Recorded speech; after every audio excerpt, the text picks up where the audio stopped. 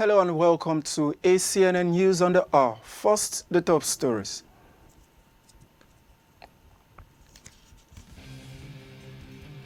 The Anglican Bishop of Okigwe Diocese, Right Reverend John Obinoli, has called on the Church to embark on a global evangelism campaign to address the challenges facing the world. An educational strategist and founder of Icrate Education Consult, Ms. Faith Ojone, emphasized the significance of artificial intelligence in enhancing living standard.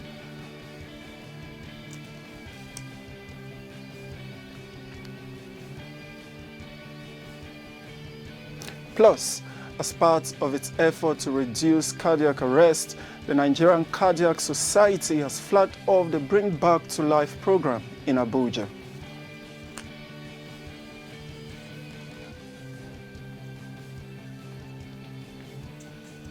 And now to the news in details. The Anglican Bishop of Okigwe Diocese, Right Reverend Chigozie Obinoli, has urged the Church to embark on a global evangelism campaign to address the challenges facing Nigeria and the world. In an interview with ACNN News crew, Bishop Obinoli stated the critical need for spiritual revival and healing and urged the Church to actively spread the word of God, which brings restoration and deliverance. My message to the church, because of the situation of the nation Nigeria and the world at large, the need for us to go into evangelism, to obey the Great Commission, and to carry the Great Commission all over the world, all over the Ukraine, even in our diocese, to tell the word of God, speak to people, and the word of God brings healing and brings deliverance. Nigeria is sick. You know what's happening? Nigeria is sick. There are a lot of problems all over. People are hunger all over. There are problems all over. Nigeria need healing, and then I need prayers. And also we need individual healing. We have to pray for healing, that God will release healing upon individuals and upon the nation and upon the world. Artificial intelligence, AI, has the potential to revolutionize education and drive societal progress, according to experts. Speaking on the now-streaming morning show on ACNNTV, Ms. Faith Aduku Ojone has educational strategist and founder of Icrate Education Consult, emphasized the significance of AI in enhancing living standard. She highlighted its ability to streamline processes, automate tasks, and provide personalized learning experience. Meanwhile, the Director of Civic and Political Affairs Church of Nigeria, Venerable Joseph Unoya, echoed Ojone's sentiments, emphasizing AI's transformative potential for both education and the world at large. He urged the federal government to invest in AI research and development to harness its benefit fully. You can put in on your chat bolt now, what are the skills needed in the future? It will give you suggestions. And then you can ask, can you design a curriculum or a learning material for me to use to, teach a 5-year-old child these skills? It gives you the option, right? So yes, AI prepare learning resources for these children to learn at their pace. Well, however, the problem is, are they willing to give them the gadget? So if these children have the right gadget, you can use AI to design learning content that the children can learn at their pace. So yes, learning outcome can be bridged. All that you need to do, instead of having a teacher to walk them through this content, you now have one teacher facilitating the learning process. So AI is a way out. It is actually a cheaper option. And what is happening in Edo State, if it can be replicated in all the states, we are good to go. It's not unachievable. It is. All we need is stable electricity with alternatives that are cost effective. We need internet, and then we need the gadgets. That's all. So all we need is the government to back this up by providing. And then we can now start talking about the training the personnel that would deploy all of this. So it's not that hard. All we need now is a government that is intentional. We're not going to isolate just the educational sector and say we want to digitalize the educational sector. We want to, harness AI. The people in the educational sector are still the humans of the society. So let's look at it holistically as a society. If the society can move that way, it will be very easy for the educational sector to plug in. It may take time, but all we need to do is to have a strategy, the right budget, the right content, the right facilitation or facilitators, and then we have like a timeline to go step-by-step process. We know countries that have taken their AI to the very peak. And we present a picture that we are partnering with them, but we are not seeing us trying to really go deep into how to get this technology imported into the country. And we have AI tools that are well developed, that are being used in different places that we can consciously also deploy in Nigeria. So it's a question of focus. It's a question of the Ministry of Education, who is saddled with this responsibility, taking it upon themselves to say, this is where we want to go and this is how we want to go about it. All these things are surmountable if the government is focused. If the government says this is the direction we are going now and we must get there, so continue to walk towards that direction. Then you carry the people along and let's know the particular bus stop we are in at the moment and how, when we are going to get to the next one. So if you go that direction, it's surmountable. While lamenting about the hardship surrounding the country, a social commentator, Mr. Somtochukwu Oezu, has bitterly shared his thoughts towards the high price of petrol and falling refineries in the country, asking the federal government to work on it for a better Nigeria. This was made known in ACNN Now streaming show.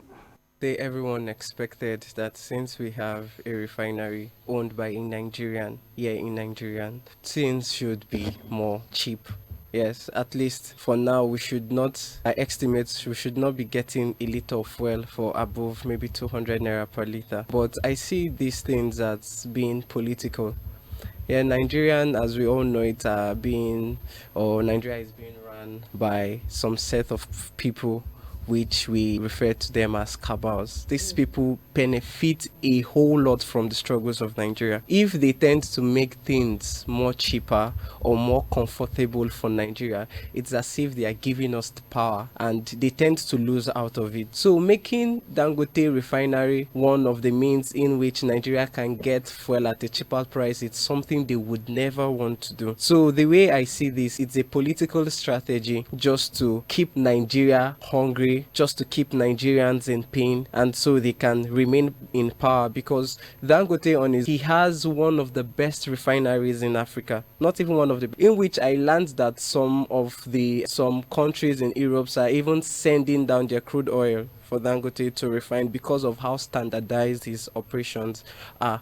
But over here in Nigeria, you discover that we don't even have value. We don't value what we have. Why? Because there are a lot of things playing underground that we actually do not know about. A whole lot of things that if they should actually make these things much more easier for us, it's going to be at their own detriment. When you were contesting for that office, when you came to tell us that we should vote, didn't you know there was no alternative? You came, the truth is we didn't even award you our vote. You got your way and now you are there. And you're telling us that there is no alternative. People don't feel the pain of Nigerians. Obviously they don't. This queuing in petrol stations and they don't. I'm sure wherever they live, maybe wherever it is, they have private fueling stations that they don't even know what is the current cost of prices of fuel prices in Nigeria. They don't feel these things. They live at luxury. You're saying you don't have an alternative.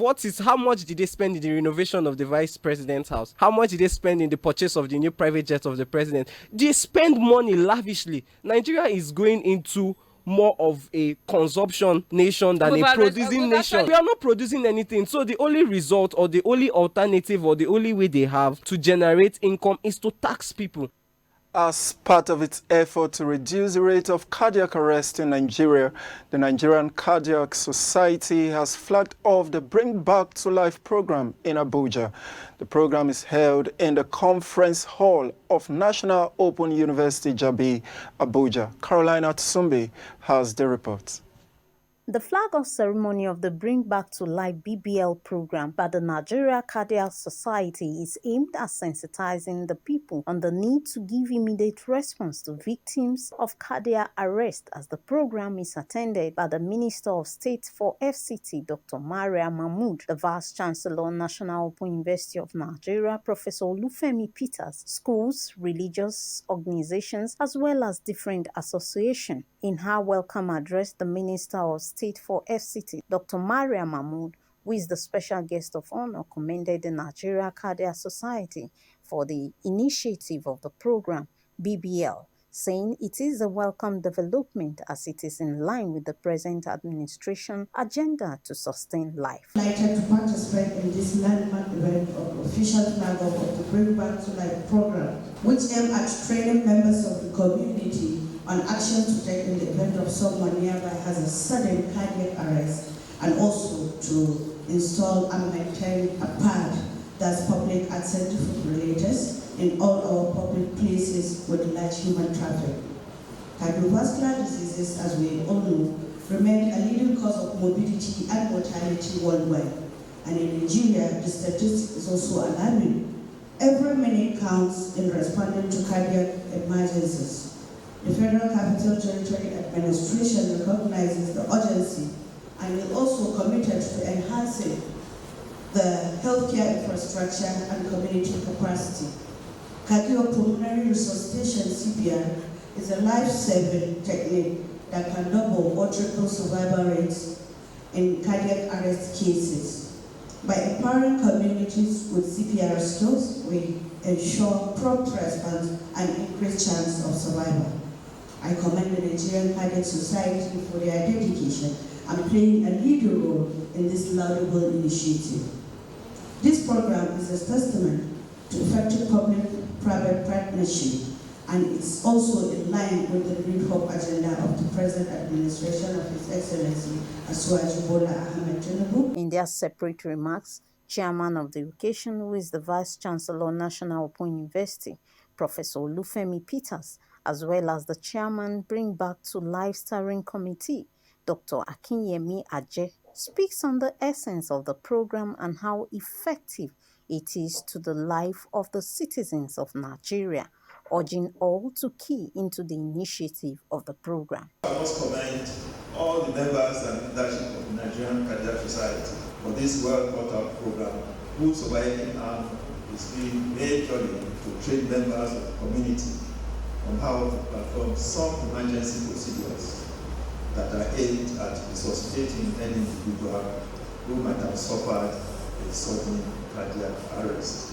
Basic life support is an essential skill that empowers individuals to respond effectively to emergencies and potentially save lives. By equipping our citizens with knowledge and techniques to administer cardiopulmonary resuscitation and the use of defibrillator and manage airway obstructions, we will be creating a safer environment for everyone. The Bring Back to Life program is designed and told to promote, to disseminate, to advocate for, and train individuals on execution of evidence-based resuscitation. The Nigerian Cardiac Society has come up with this BBL project being launched today with the objective of taking CPR training to the grassroots so that Nigeria will know what to do when confronted with cardiac arrest or sudden cardiac death. The slump and die phenomenon has no respect for financial status, whether you are rich or poor, age, level of education, or occupation. It can occur at any place, at home, place of work, during executive meetings, shopping mall, mosque, church, football matches, during campaign rallies, and we need to get ready for this. The program also featured a keynote speech on sudden death in Nigeria, Time for Action, by Professor Adeola Animashan. Congratulations to NAM, because they are the first to have public access defibrillator, which hopefully after now we begin to have in other parts of the country, and we're seeking for more support. We are experts. We're ready to give our expertise, but we need others to join us. you know that this ultimately will transform things. We're advocating, we'll keep advocating. Please, it is all of us tasked to advocate. Let's do that. Let's contribute. Let's collaborate together. And then let's train. High point of the program was a panel discussion as well as the official flag-off of BBL program and commissioning of the public access defibrillator at National Open University by the Minister, Dr. Maria Mahmood. So we have developed a framework. How was it developed? Yes, experts in Nigerian Cardiac Society who have a lot of experience on resuscitation.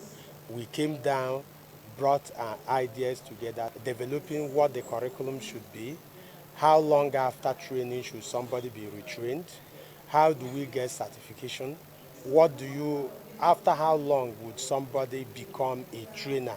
So these are all components of framework. The public access defibrillator, how do you maintain it?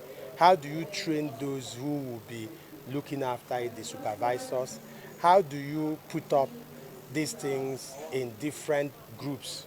So these are all components of the framework, and we are happy. All agencies of government responsible for emergency get involved, from NEMA, Ministry of Health, Road Safety, and so forth and so on. So we need to know responsibly what should be there, and then our attitudes should change. So let's take the message also to the grassroots.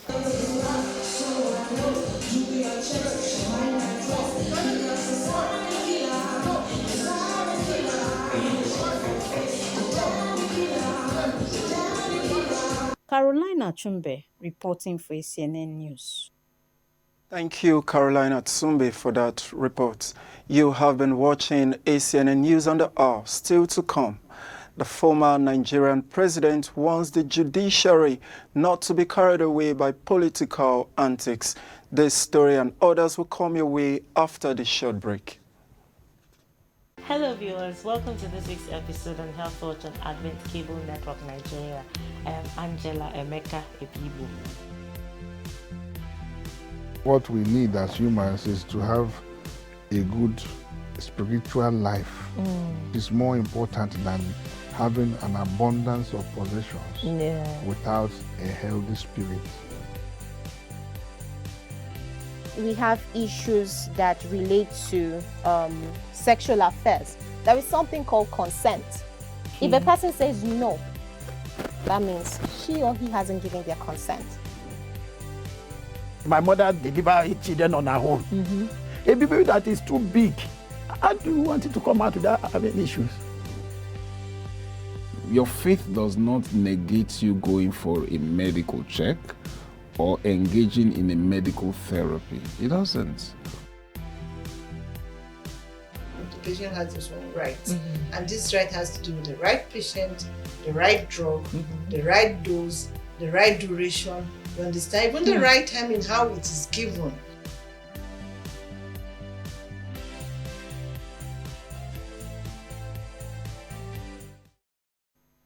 Thank you, viewers, for staying tuned. For more on our top stories, please visit our website on ACNNTV.com or our social media platform on Facebook.com or YouTube.com/ACNN Television to be up to date with our news and other programs. Download the ACNN TV app, Avo TV app, Nets Nigeria TV app, Limex World TV app, or Android TV app from Google Play Store or iOS Store. And you can also advertise your goods and services on ACNN TV. Now moving on to other news. The Catholic Bishop of Ida Diocese, Reverend Anthony Adaji, has lambasted the administration of President Bola Tinubu, saying he is leading Nigeria into a failed state. Adaji stated this in Ida as he marks his 60th birthday, saying a state where the people can no longer trust the government due to the happenings, adding that in the case of politics, all the local government election results are declared without no party winning any election, and still call it democracy. He said, and I quote, "Democracy is failing in the country called Nigeria, and there is no pretense that things are not getting well." According to the clerics, right now people are dying because of hunger in the country, asking that how can a country be gradually sinking into becoming a failed state, and nothing is being done as the politicians in Nigeria are not helping democracy to grow. The clergy asserted that the current economic hardship in the country is self-inflicted, saying Nigeria has enough resources and is greatly endowed with wealth for every child in Nigeria not to go hungry.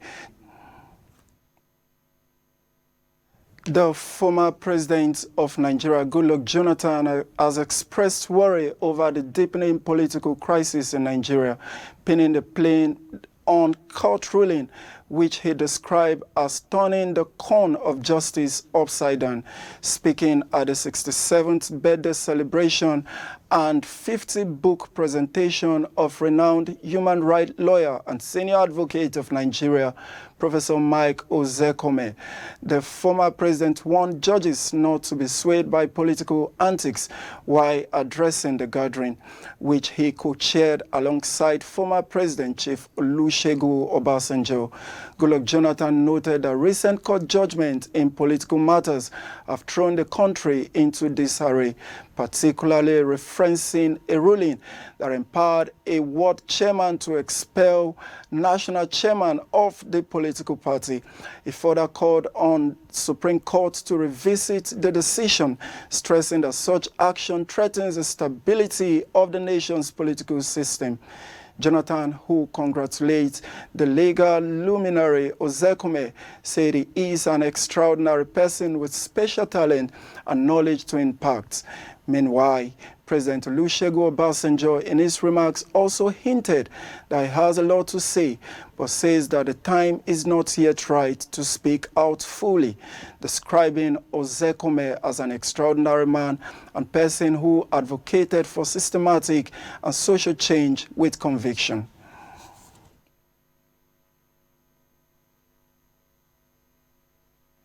A human rights activist and a lawyer, Femi Falana, has called on the National Assembly to enshrine the Economic and Financial Crime Commission, EFCC, and the Independent Corrupt Practices and Other Related Offences Commission, ICPC, in the Nigerian Constitution.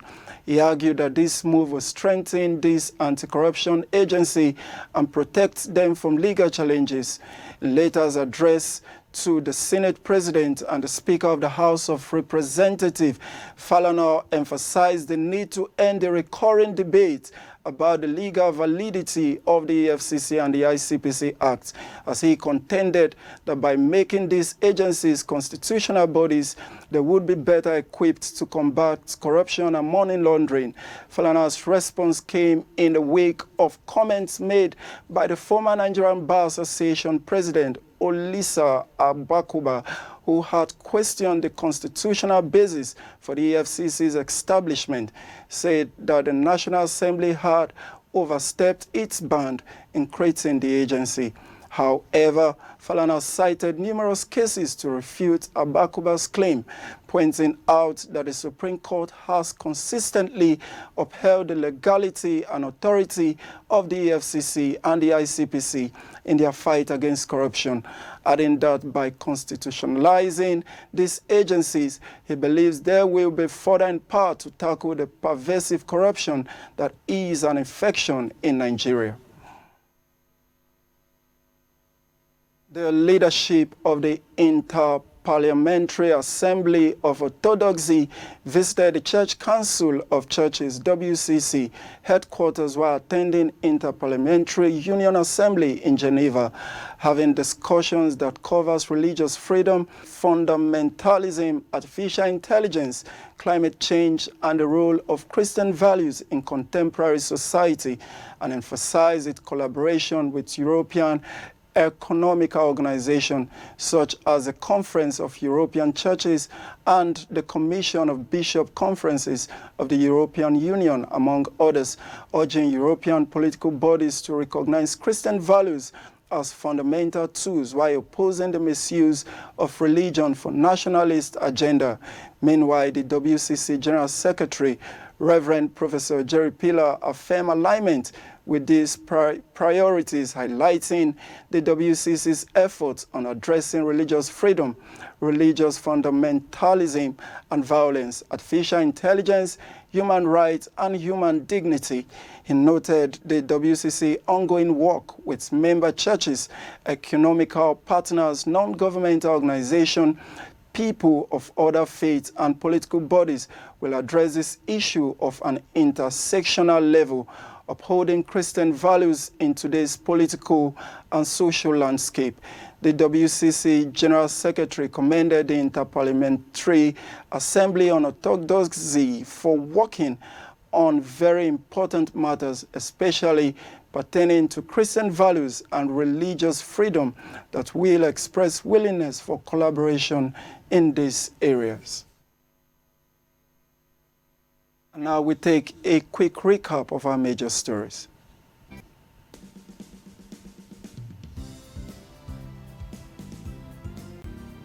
The Anglican Bishop of Okigwe Diocese, Right Reverend John Obinali, has called on the Church to embark on a global evangelism campaign to address the challenges facing the world. An educational strategist and founder of iCreate Education Consult, Ms. Faith Ojone, emphasized the significance of artificial intelligence in enhancing living standards.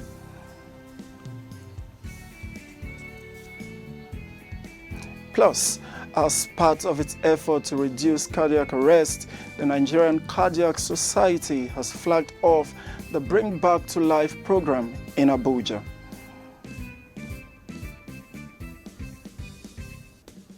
And that is all we can take on ACNN News on the Hour. Thank you for watching and do have a pleasant weekend ahead. I am Godwin Ujiri. Bye.